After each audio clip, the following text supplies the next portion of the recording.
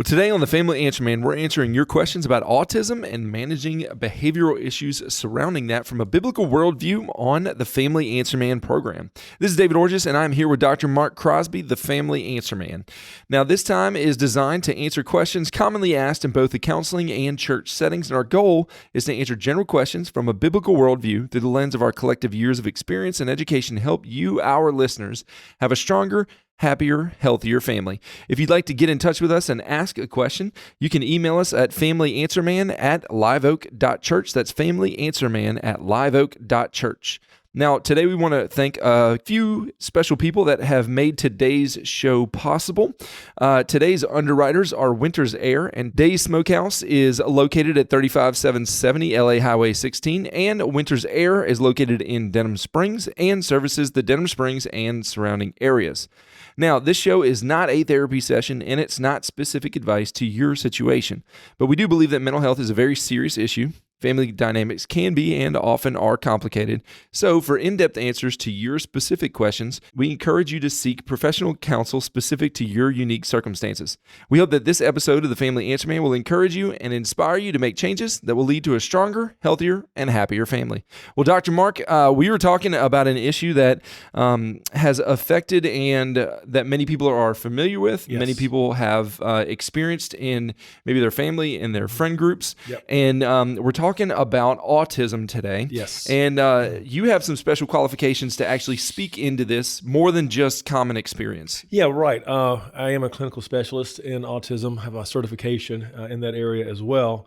And so autism is something that, again, we're seeing more and more, and we're not quite sure why. Number one, some will argue that perhaps there are some environmental factors, maybe some other factors that we may not be aware of that's increasing this, or others are simply saying that autism has always been around. We're just now discovering it as our testing and research becomes more adequate. So either way, we are seeing an upsurge in autism. Rarely have I met someone who does not have a friend, a coworker, a family member, a son, a daughter, a grandchild who does not have some sort of autism diagnosis. And so it's more and more common. It's also being seen in the church more as youth pastors are now coming to us, asking what can we do about some of the concerns they have in their youth program when they have maybe an autistic child or teenager in their group, especially if they are not as high functioning as, again, many are. And so what to do with the meltdowns, how to prevent the meltdowns, et cetera. So we're getting calls about that. And so it is a concern, and a very few people, like I said, are not affected. More and more people are making the case that, hey, I didn't realize that my teenage son, I didn't realize my daughter, I didn't realize my grandson or grandchild was struggling with this until we did some testing, et cetera. So it is something more common than we realized. Yeah, and one of the things I think that's really good about this conversation is, like you said, the more people are talking about this, the more people are clued into maybe situations where autism is present, and it gives people a chance to not just manage behavior, but really effectively communicate and work with people that may be in this camp and may have an autism diagnosis. Exactly. And the truth is there are a lot of kids and even a lot of adults, I'll add, that are undiagnosed. They have all the traits, all the characteristics, all the symptoms, all the behaviors, if you will, of autism, but they've just gone undiagnosed. And people look at them like, what's wrong with you? Or how come you're acting that way? Or why does my husband always respond whenever he hears this or sees that in a way that doesn't seem to be the norm, et cetera. And so, again, there are a lot of people who have gone through life undiagnosed. So you talked about a little bit about diagnosis, and I know in my experience, diagnosis is there's an old phrase: diagnosis isn't a death sentence. Right? Exactly. So, but diagnosis can actually be something that opens up doors for people. Correct. To actually to get the help, to get the insight that they need to then be able to manage things. Exactly. In a healthier way. Exactly. And the thing is, a lot of people, live, what we call healthy, productive lives, with this diagnosis. And there's a lot of big names out there. And without, wanting to name all the big names, there are a lot of big names out there who've done great things with the diagnosis of autism.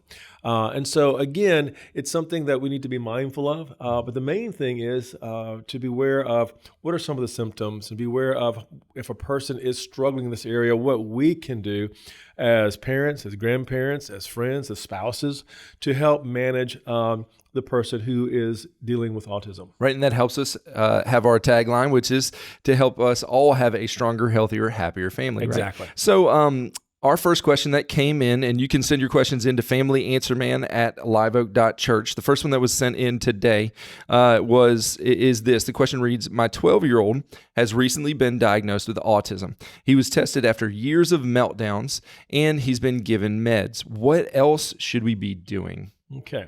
So again, autism spectrum disorder is a neurodevelopmental disorder.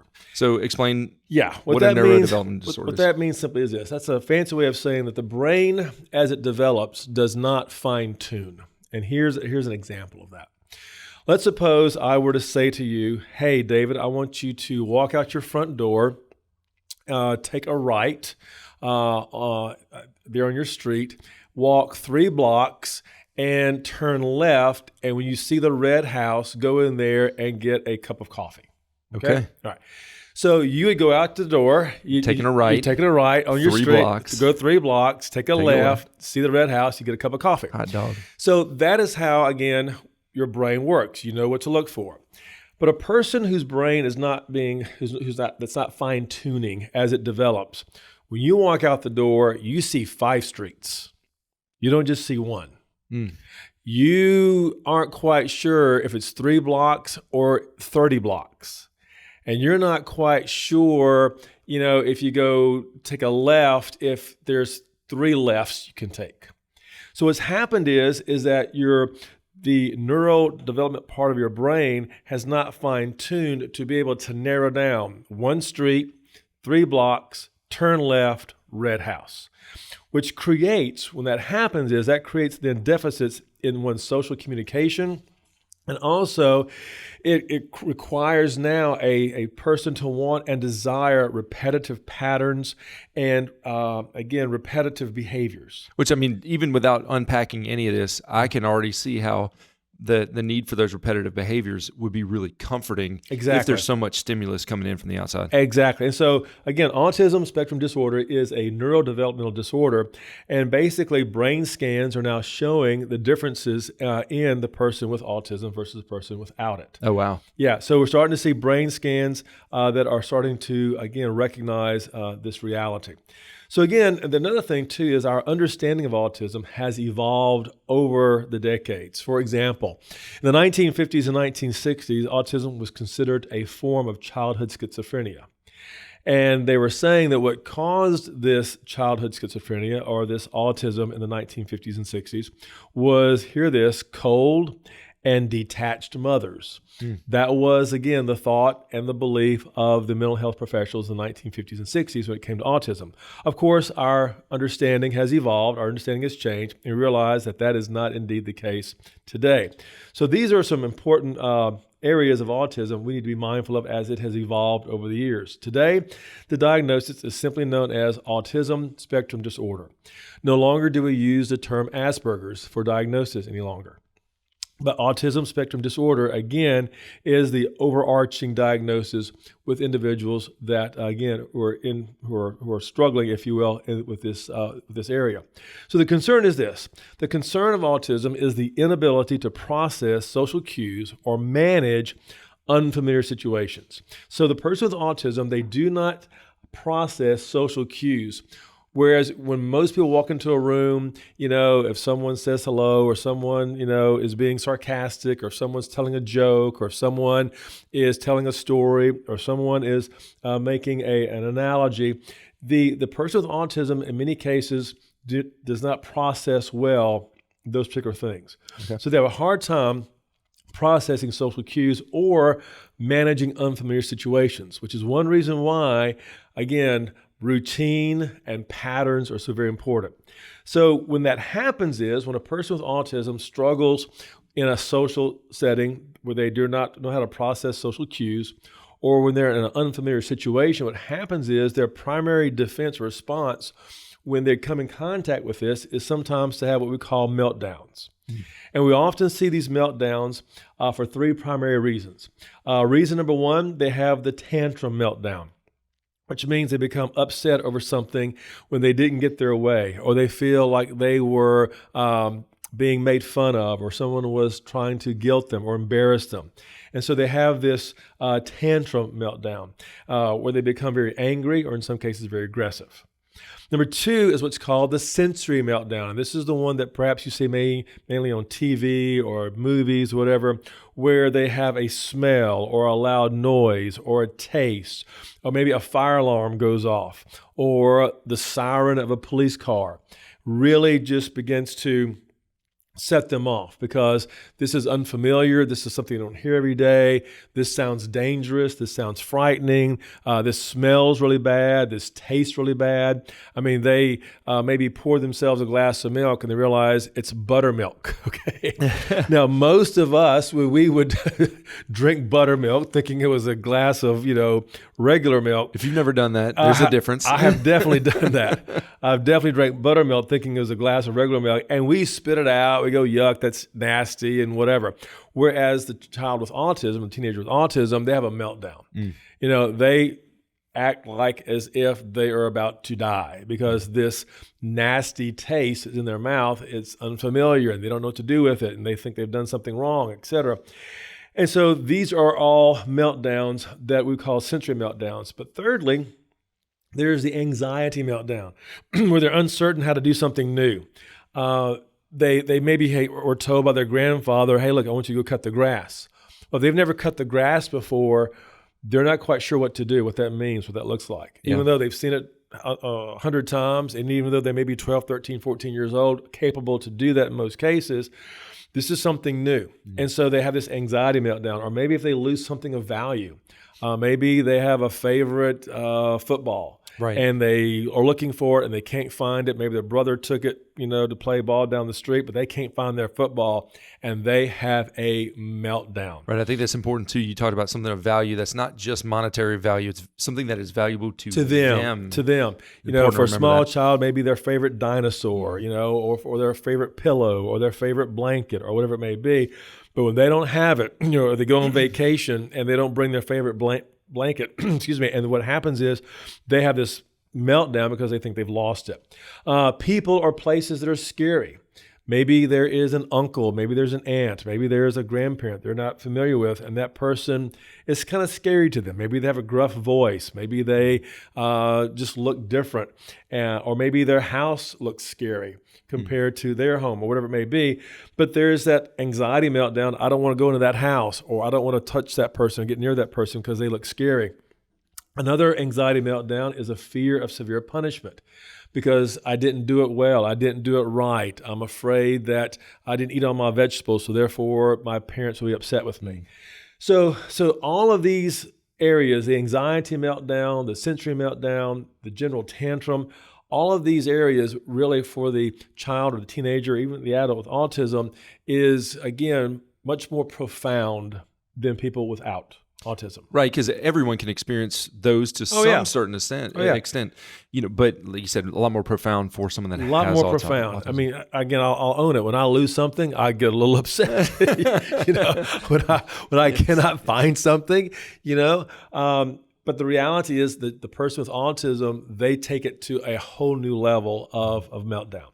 So the question everybody wants to ask, the question I get from the parent, the grandparent, the youth pastor is this: how do we handle this? Right. How do we handle a child or a teenager that, again, is struggling with this meltdown because of their condition?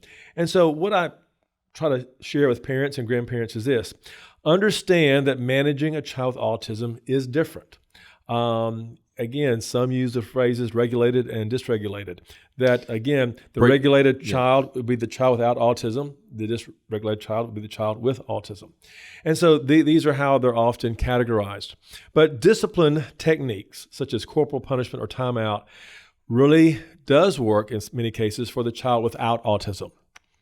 But the child with autism, it often doesn't. Well, and just based off of what you said, it seems like that type of discipline might actually enhance what they're experiencing. Exactly.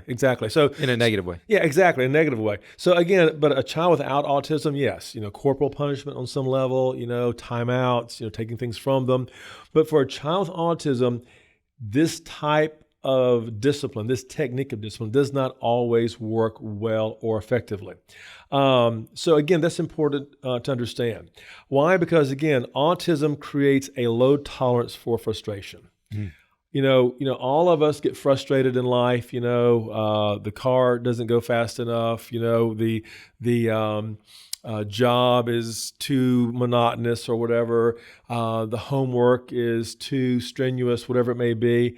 And so most of us have our ways of handling frustration. But a child with autism, a teenager with autism, they have a very low tolerance for being frustrated.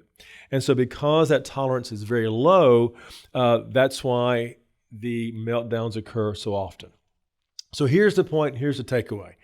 For autism, prevention works better than discipline techniques. I'll say that again. For autism, prevention works better than discipline techniques.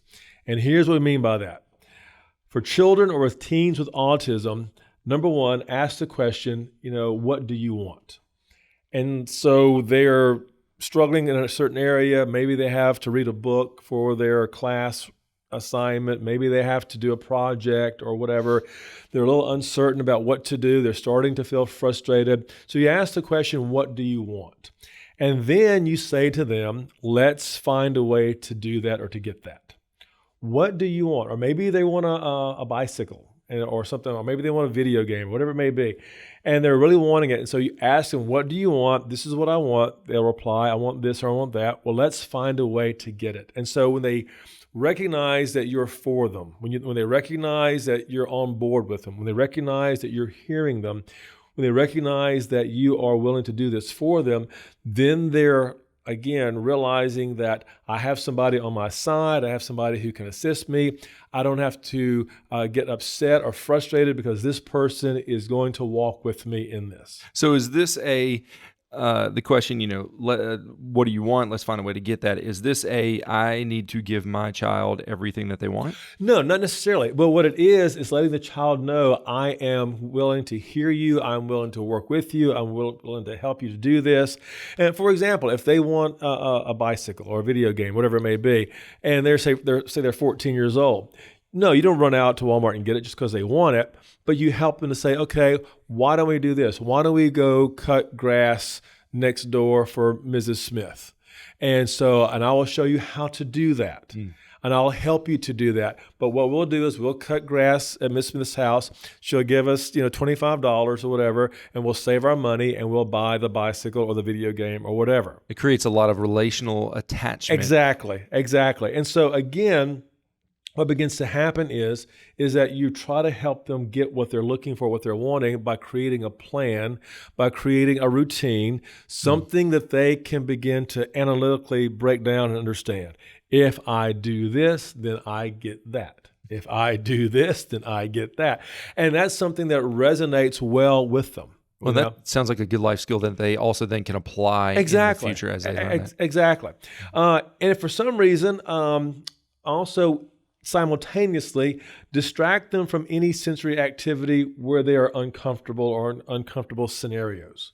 In other words, beware of triggers like noises, light, or overstimulation. In other words, if they are afraid of a lawnmower engine or whatever, you may want to slowly introduce them. This is how an engine sounds like, and this is what happens when you crank it up, or this is what's going on.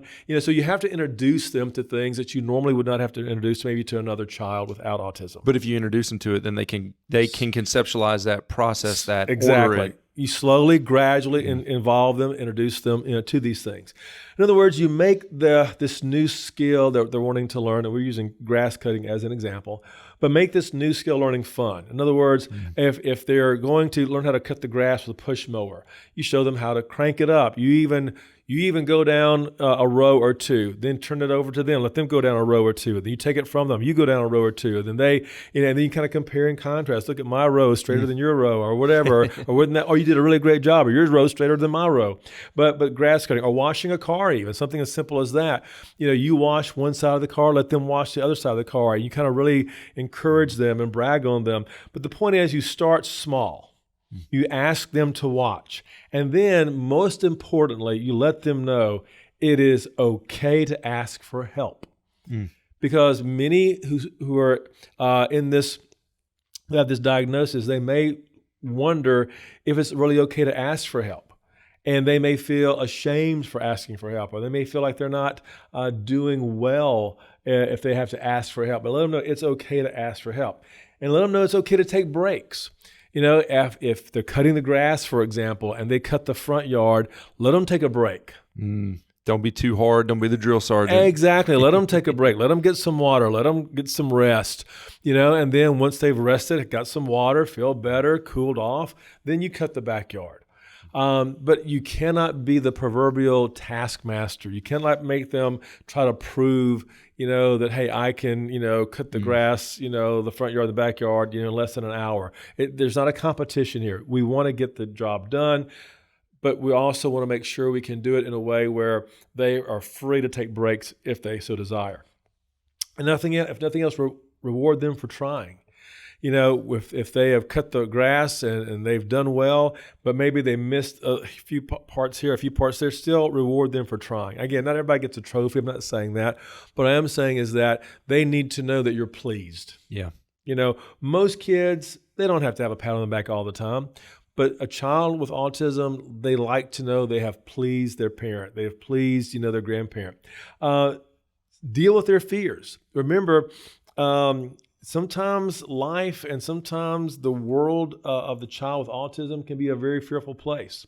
So again, deal with their fears by explaining the activity. Gradually expose them to, again, lawnmowers or washing the car. Reward them for facing their fears. But there's some fears you have to avoid. There are some children, for example, that they do not like loud noises. So don't put them, on the front line of the Santa Claus coming down on the fire truck. Okay. Right. Don't put them on the front row, maybe of a Mardi Gras parade or whatever it may be, because there's just some fears that they're going to need to avoid. Beware of stressors. Again, beware of work demands, beware of social demands, beware also of traumatic living conditions. If a child with autism has a parent who struggles with maybe some sort of alcoholism or substance abuse or severe personality disorder, beware of those stressors. Don't expose that child necessarily to a person that is going to be frightening or demanding or demeaning. Physical activity is also important for the child with autism. It is good that they get outside and do something physical. Many children, many teenagers of all walks of life love the video games for hours on end. We got that. We understand that.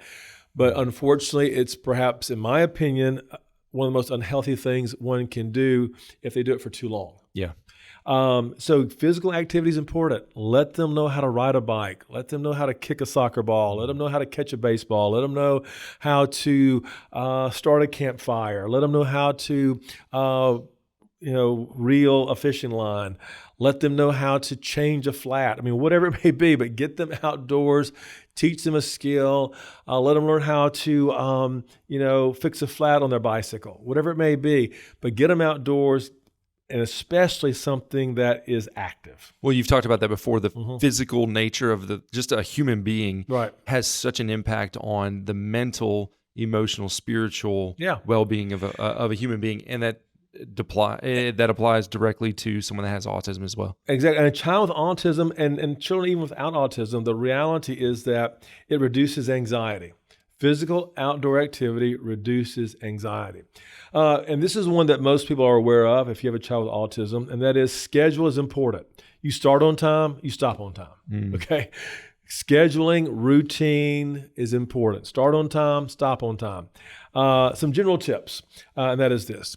I always encourage parents, especially if you have, teenagers, but also, preteens, to have a weighted blanket for naps and for just going to bed at night. It is soothing for many. It feels good to be it's comforting. Also, too, and this may be something the parents may not want to hear, but a drum set. A drum set is often a good thing for especially boys, but a drum set is good to release frustration. A drum set for your child and headphones for yourself. Exactly. But put the drum set in the garage. Maybe there's a shed, or maybe there's a patio or somewhere where you can set up the drum set. But sometimes it's a really good stress release for children who are frustrated because of what may be happening in their life. Not only that, but we said before, outdoor activity is so very important. Just fresh air is important for the child, which leads to one other thing, that is breathing exercises. Helping your child to have breathing exercises where they breathe in, deep breath, hold it for a few seconds, slowly exhale, hold it for a few seconds, and then continue that process. Breathing in, holding it, exhaling it, holding it. That, again, is very, very helpful in helping to manage some of these areas. Some of the meds that are often prescribed for children with autism are Risperdal and Abilify. Those are the two more popular medications that sometimes a pediatrician or a psychiatrist will prescribe. But most important is this: patience is needed. Patience is needed, and that's a word we throw around, and we know that we need to have patience, etc. But patience is always needed, just in raising children in general, but especially when raising a child with autism. But here's the cool thing: when you help your child find their niche, but especially when you help a child with autism find their niche, because some will even argue there is a superpower there. Maybe it's mechanics, maybe it's music. Dr. Hugh Ross, who is one of the great scholars of our day, who's an astrophysicist, who's a strong Christian man and who has helped there's thousands, if not millions of people come to faith in Christ through his understanding of science and technology and astrophysics, says, hey, I was raised with autism, but I found my superpower. And he is a PhD in astrophysics, okay? and he has helped hundreds of thousands, if not millions of people come to faith in Christ through his scientific expertise. And so again, your child is it going to have a niche, definitely have a superpower, help them to discover that and celebrate that with them and just enjoy what God has given them and just help them to focus on those areas of life. And I believe you'll be blessed. Yeah, and just like it in a marriage, in any relationship with your child with autism, if you know your child, you're going to help them succeed. Exactly. And that's what it's all about. And so again, I hope this helps some of our parents and grandparents that are out there. I hope this helps some of our youth pastors, because the reality, as we said at the very beginning of our program, every one of us at some point, at some level, in some way, is going to come in contact with our family and our friends with this, and we need to be understanding and mindful of their condition. We want to thank you for joining us today, and thank again the incredible people at Winter's Air and Days Smokehouse and Specialty Meats for underwriting today's show. As a reminder, this is not a therapy session, and we are not able to answer specific advice or give specific advice to your questions, but we do believe that mental health is a very serious issue, and family dynamics can be and often are very complicated. So we do encourage you to seek professional counsel for your unique circumstances. If you would like to have your questions answered here on the Family Answer Man, you can email us at familyanswerman@liveoak.church. Again, that's familyanswerman@liveoak.church. And we hope, as always, that this episode of the Family Answer Man will